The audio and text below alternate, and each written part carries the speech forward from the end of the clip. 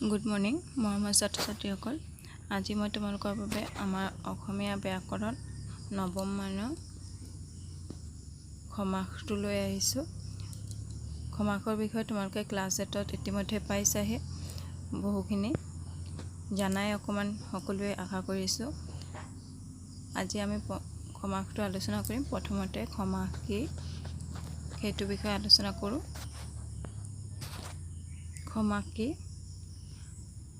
সমাস হৈছে পৰস্পৰ অৰ্থৰ সংগতি থকা দুটা বা ততোধিক পদ লগ লাগি এক পদ হোৱাকে সমাস বোলে। সমাস হৈছে কি? পৰস্পৰৰ অৰ্থৰ সংগতি থকা দুটা বা ততোধিক পদ লগ লাগি এক পদ হোৱাকে সমাস বোলে। মানে অৰ্থপূৰ্ণ কিছুমান শব্দ দুটা বা তাতকৈ বেছি যিবিলাক শব্দ বা পদ বুলি কওঁ, সেইবোৰ লগ লাগি পেলাই যেতিয়া এটা পদ হয় তাকে সমাস বোলে। মানে কিছুমান পদ লগ লাগি পেলাই যেতিয়া এটা পদতে, যেনেকৈ এটা শব্দত প্ৰকাশ কৰাটো যিটো এটা শব্দত আমি বুজাওঁ, ঠিক তেনেকুৱাই সমাসটো পৰস্পৰৰ অৰ্থ সংগতি থকা দুটা বা ততোধিক পদ লগ লাগি এক পদ হোৱাকে সমাস বোলে। আৰু এই সমাসৰ কথা চুটি বা সংক্ষিপ্ত আৰু শ্ৰুতিমধুৰ। শ্ৰুতিমধুৰ মানে শুনিবলৈ শুৱলা কৰিবৰ কাৰণে সমাস ব্যৱহাৰ কৰা হয়। কথাটো যাতে আমি চুটিকৈ ক'ব পাৰোঁ, সংক্ষিপ্ত মানে সৰুকৈ ক'ব পাৰোঁ আৰু শুনিবলৈ যাতে শুৱলা হয়, মধুৰ হয়, সেইটোৰ কাৰণে আমি সমাসটো ব্যৱহাৰ কৰোঁ। যেনে ইয়াতে এটা উদাহৰণ দিছোঁ, বজ্ৰকঠোৰ। আমি এটা শব্দত কৈ দিছোঁ যে বজ্ৰকঠোৰ। এতিয়া বজ্ৰকঠোৰটো ক'ৰ পৰা আহিছে? বজ্ৰৰ নিচিনা কঠোৰ। যিটো বস্তু বজ্ৰৰ নিচিনা কঠোৰ সেইটোকে আমি কি বুলি কওঁ? বজ্ৰকঠোৰ। ইয়াৰ পিছত আমি চাওঁ, সমাসত কিছুমান পদ আছে, সেই পদবোৰক কি বুলি কোৱা হয়, কি পদবোৰ লগ লাগি পেলাই আমাৰ সমাস হয়, কেনেকৈ আমাৰ সমাসটো হয়। ইয়াত কিছুমান সমস্যমান পদ আছে, ব্যস্ত বা সমস্যমান পদ আছে, আকৌ কিছুমান সমস্ত পদ আছে। সেইবোৰৰ বিষয়ে আমি অকণমান জানি লওঁ। যিকেইটা পদৰ সমাস হয় সেই পদবোৰকে ব্যস্ত বা সমস্যমান পদ বুলি কোৱা হয়। যেনেকৈ আগৰ উদাহৰণটোত আছিলে কি আমাৰ বজ্ৰৰ নিচিনা কঠোৰ। ইয়াত বজ্ৰৰ নিচিনা কঠোৰ, ইয়াত তিনিটা পদ আছে, তিনিটা পদ লগ লাগি পেলাই এটা পদ হৈছে, সেইটো হৈছে কি? বজ্ৰকঠোৰ। এতিয়া ইয়াত আমি প্ৰথমতে যিটো পাইছোঁ বা ব্যস্ত বা সমস্যমান পদ, সেই ব্যস্ত বা সমস্যমান পদবোৰ হৈছে ইয়াত থকা তিনিটা শব্দ। বজ্ৰৰ নিচিনা কঠোৰ, এই তিনিটা শব্দক আমি বজ্ৰৰ নিচিনা কঠোৰ, এই তিনিটা শব্দক আমি ব্যস্ত পদ বা সমস্যমান পদ বুলি ক'ব পাৰোঁ।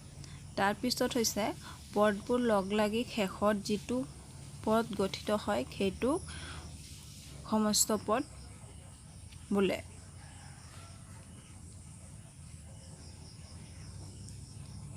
এইটো আমাৰ সমস্ত পদ। এইটো কি হ'ব? পদবোৰ লগ লাগি শেষত যিটো পদ গঠিত হয় সেইটো পদক সমস্ত পদ বোলে। সমস্ত পদ হৈছে আমাৰ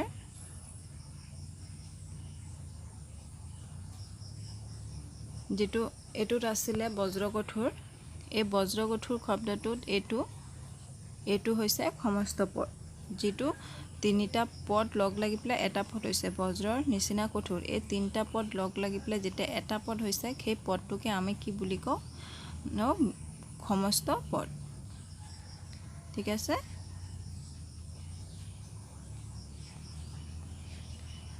ব্যস্ত পদ আৰু সমস্যমান পদবোৰ গম পালোঁ কোনটো হয়। তাৰপিছত সমস্ত পদ কোনটো হয় গম পালোঁ।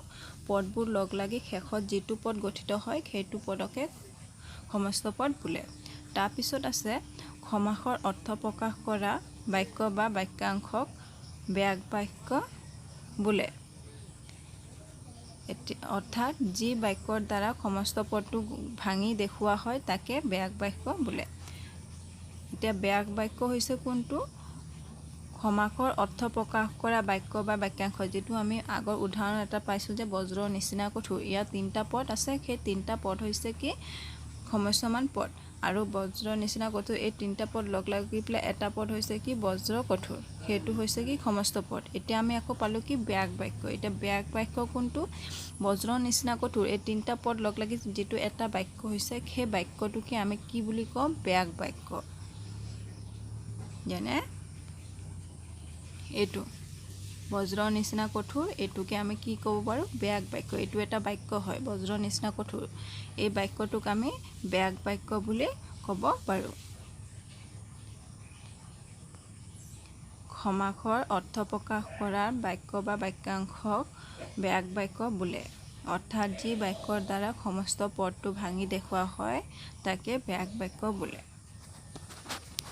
এখিনি হৈছে আমি কৈছো সমাস কেনেকৈ সমাস হয় কি থাকে সমাসত এখিনি হৈছে প্ৰথমতে কি থাকিব কিছুমান ব্যস্ত বা সমস্তমান পদ থাকিব সেই ব্যস্ত বা সমস্তমান পদবোৰ লগ লাগি পেলাই এটা যেতিয়া পদ হ'ব হেতু কি বুলি কোৱা হ'ব সমস্ত পদ আৰু এই সমাসৰ অৰ্থ প্ৰকাশ কৰাৰ কাৰণে যিবোৰ পদ গঠিত হৈ পেলাই এটা বাক্য হৈছে সেই বাক্যাংশক ব্যাগ বাক্য বুলি কোৱা হয় অৰ্থাৎ আমি সমাসটো যেনেকৈ ভাঙি দেখুৱা এটা শব্দক যেতিয়া আমি ভাঙি দেখুৱাবলৈ এটা বাক্য ব্যৱহাৰ কৰোঁ সেই বাক্যটোক ব্যাগ বাক্য বোলে আশা কৰিছোঁ এইখিনি তোমালোকে বুজি পালা ইয়াৰ পিছত আমি কিছুমান উদাহৰণ চাওঁ তোমালোকক বুজিবলৈ সহজ হ'ব ইয়াত প্ৰথমতে 1 নম্বৰত মই দিছোঁ পীতাম্বৰ যেনেকৈ পীত বৰণীয়া অম্বৰ মানে কাপোৰ পৰিধান কৰে যি মানে পীত বৰণীয়া কাপোৰ যোনে পৰিধান কৰে তাক কি বুলি কোৱা হয় পীতাম্বৰ ইয়াত পীতাম্বৰটো কি হ'ব সমস্ত পদ আৰু এই পীত বৰণীয়া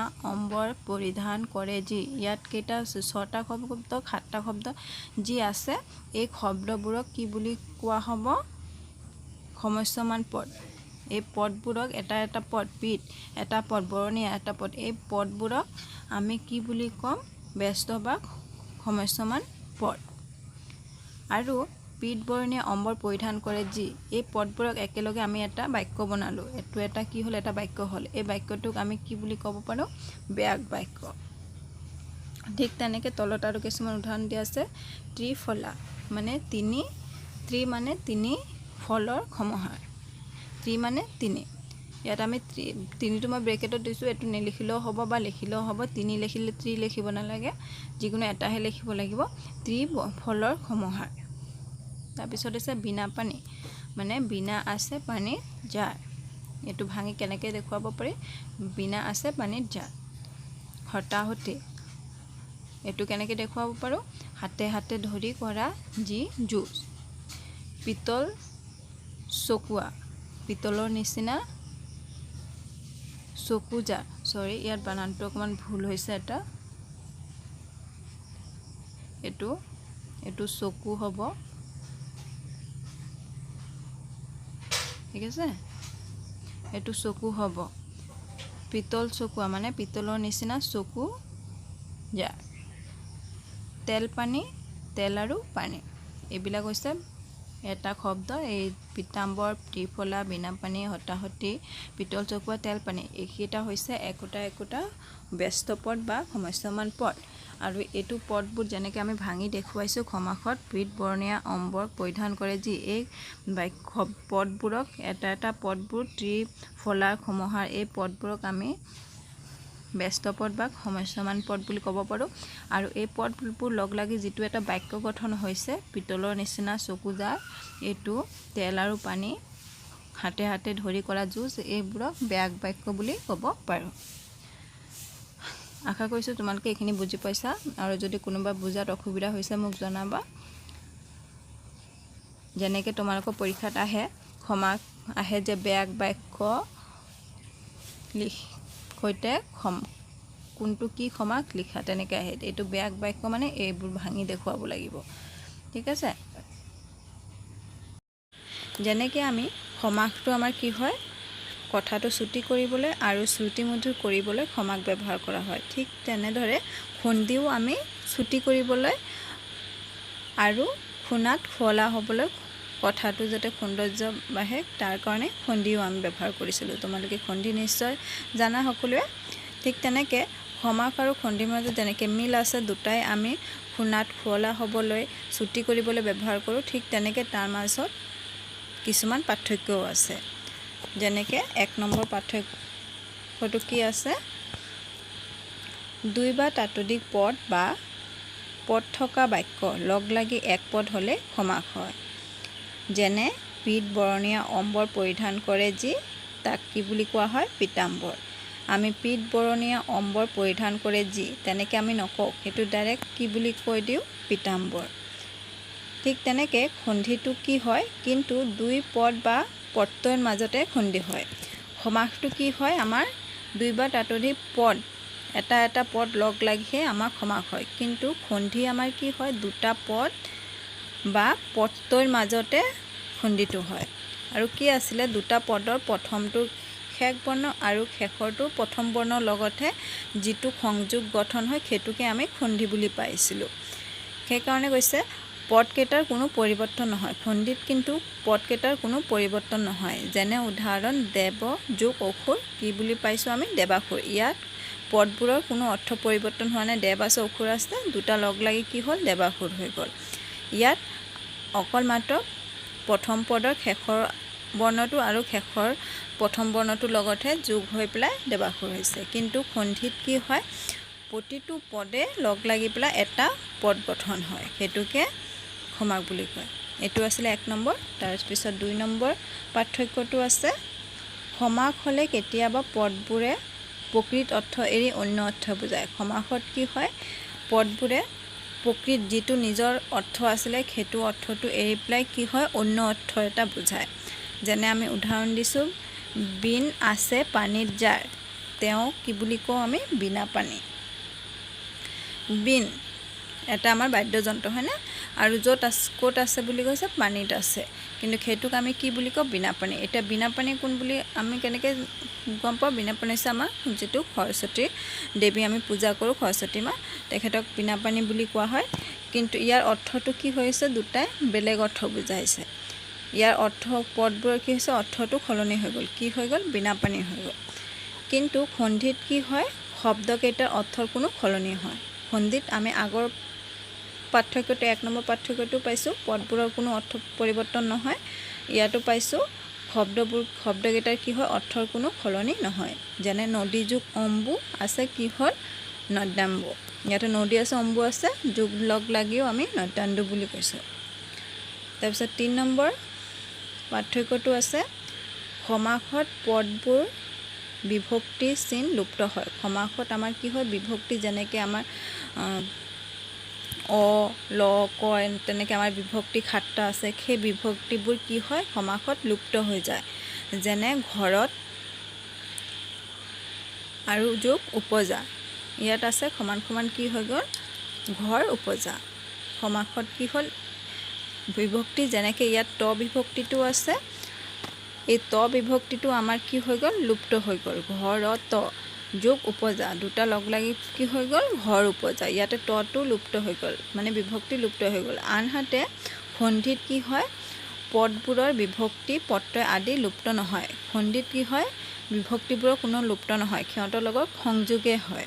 যেনে নম যোগ কাৰ ইয়াতে দিছে নমস্কাৰ, যেনেকৈ কাৰ এটাও আমাৰ বিভক্তি, সেই নম যোগ কাৰ কি হ'ল নমস্কাৰ। তাৰপিছত আছে 4 নম্বৰ পাৰ্থক্যটো আছে সমাস হ'বলগীয়া পদবিলাকৰ ব্যাস বাক্যৰ অনেক পদ লুপ্ত হয়। সমাস হ'বলৈ হ'লে কি হয় কি থাকে আমাৰ এটা বাক্য থাকে, সেই বাক্যটোক আমি ব্যাস বাক্য বুলি কওঁ। আৰু সেই বাক্য দুটাতকৈ অধিক পদ থাকিবও পাৰে, 2টা 3টা 4টা 5টা তেনেকৈ পদ থাকে, কিন্তু সেই পদবোৰ অনেক পদবোৰ কি হয় লুপ্ত হৈ যায় মানে নাইকিয়া হৈ পেলাই আমাৰ মাত্ৰ এটা পদহে গঠন হয়। যেনে হাতীৰ কাণৰ দৰে কাণ যাৰ সি হাতীকণীয়া। ইয়াতে হাতী কাণৰ দৰে কাণ যাৰ সি ইয়াতে 6টা পদ আছে, সেই 6টা পদ লুপ্ত হৈ পেলাই কি হ'ল এটা পদ গঠন হ'ল, সেইটো কি বুলি কৈছে হাতীকণীয়া। ঠিক আছে, কিন্তু ভিন্ন অৰ্থৰ পদ শব্দ বা প্ৰত্যয় একেভাৱে লগ লাগি সন্ধি হয়। কিন্তু সন্ধিত কি হয় ভিন্ন অৰ্থ থকা পদবোৰ বা শব্দ বা প্ৰত্যয় সেইবোৰ লগ লাগিহে এটা কি হয় সন্ধি হয়। ইয়াত লুপ্ত হৈ নাযায়, দুটা কি হয় লগ লাগিহে সংযোগে হয়, তেতিয়াহে সন্ধি হয়। যেনে নৰক যোগ অসুৰ, নৰক এটা শব্দ, অসুৰ এটা শব্দ। ইয়াত দুটা শব্দ নাইকিয়া কাৰো এটাও নাইকিয়া হোৱা নাই, দুটা কি হৈছে সংযোগ হৈছে। একেলগ কৰি পেলাই আমি কি কৈছোঁ নৰকাসুৰ। নৰক যোগ অসুৰ, নৰক এটা পদ, অসুৰ এটা পদ, দুটা লগ লাগি পেলাই নৰকাসুৰ হৈছে। ইয়াত কোনো এটা পদ লুপ্ত হোৱা নাই। ঠিক আছে, আমি এইখিনি আছিলে সমাস আৰু সন্ধিৰ মাজত পাৰ্থক্য। ইয়াৰ পিছত আমি চাওঁ সমাসৰ প্ৰকাৰ। সমাস আমি কেই প্ৰকাৰৰ পাই জানো? 6 প্ৰকাৰৰ। 1 নম্বৰ হৈছে দ্বন্দ্ব সমাস, 2 নম্বৰ দ্বিগু সমাস, 3 নম্বৰ বহুব্ৰীহি সমাস, 4 নম্বৰ কৰ্মধাৰয় সমাস, 5 নম্বৰ তৎপুৰুষ সমাস, 6 নম্বৰ অব্যয়ভাৱ সমাস।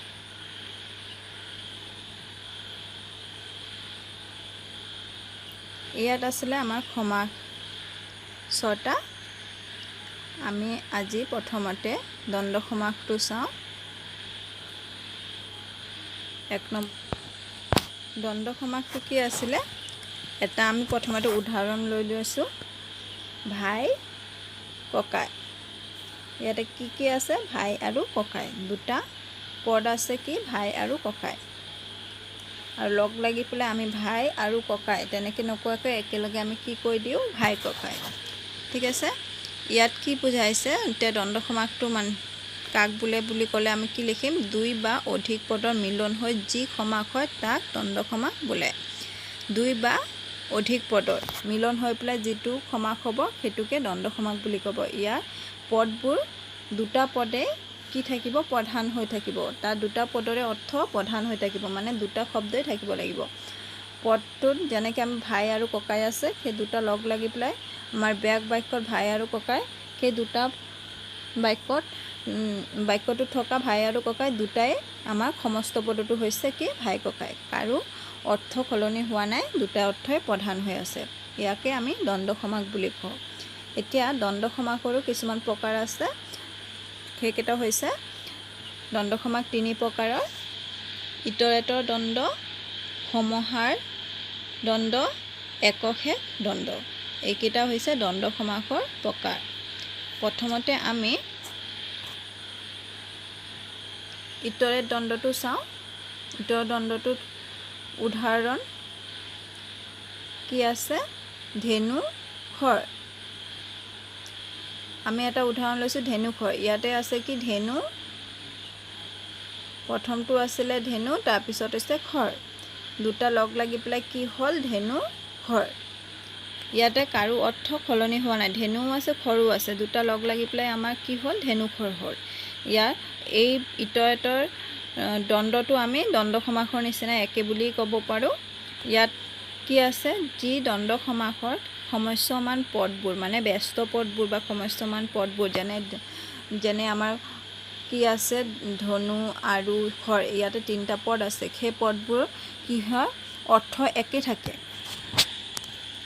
ইয়াত মাত্ৰ আৰুটো গুচি পেলাই ধেনু আৰু খৰটো দুটা অৰ্থ কি আছে? একে আছে। দুটা অৰ্থ একে থাকে, তাক ইতৰেতৰ দ্বন্দ্ব সমাস বোলে।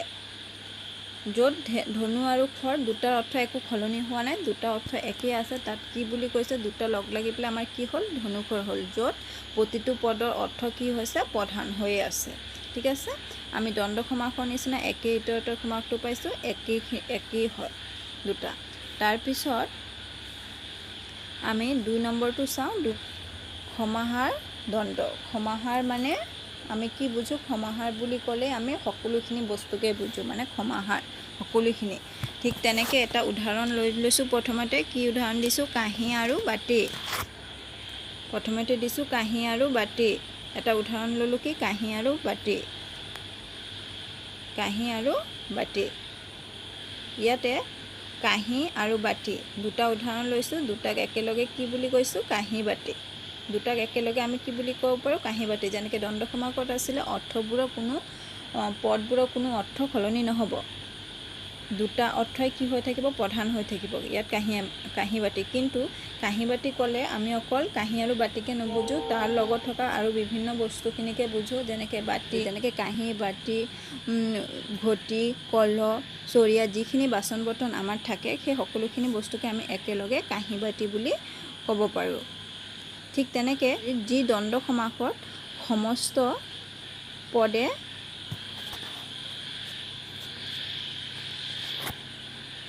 এইটো বানানটো অকণমান ভুল হৈ আছে, এইটো সমস্ত হ'ব।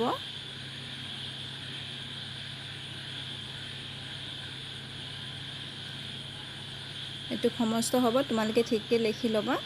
যি দ্বন্দ্ব সমাসত সমস্ত পদে ব্যস্ত পদৰ অৰ্থৰ উপৰিও অন্য অৰ্থ প্ৰকাশ কৰে তাকে সমাহাৰ দ্বন্দ্ব বোলে।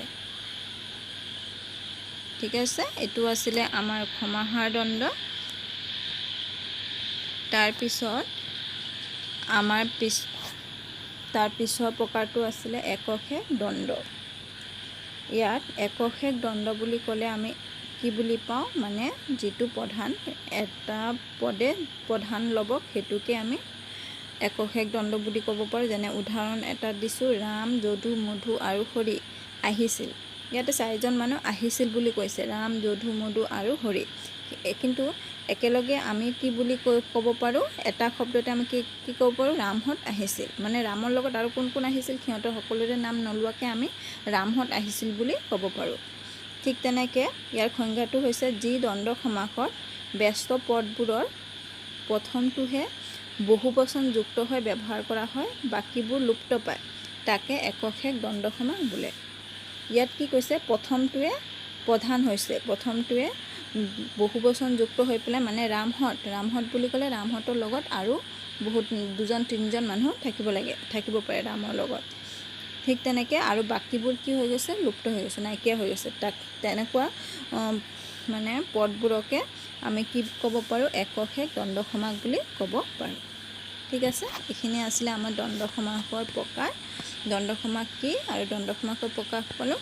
ইয়াৰ পিছত আৰু যেনে আমাৰ সমাসৰ প্ৰকাৰ 6টাত 1 নম্বৰটো আমি আলোচনা কৰিলোঁ দ্বন্দ্ব সমাস, আৰু 5টা আছে, সেইবিলাক আমি পিছৰ ভিডিঅ'ত চাম।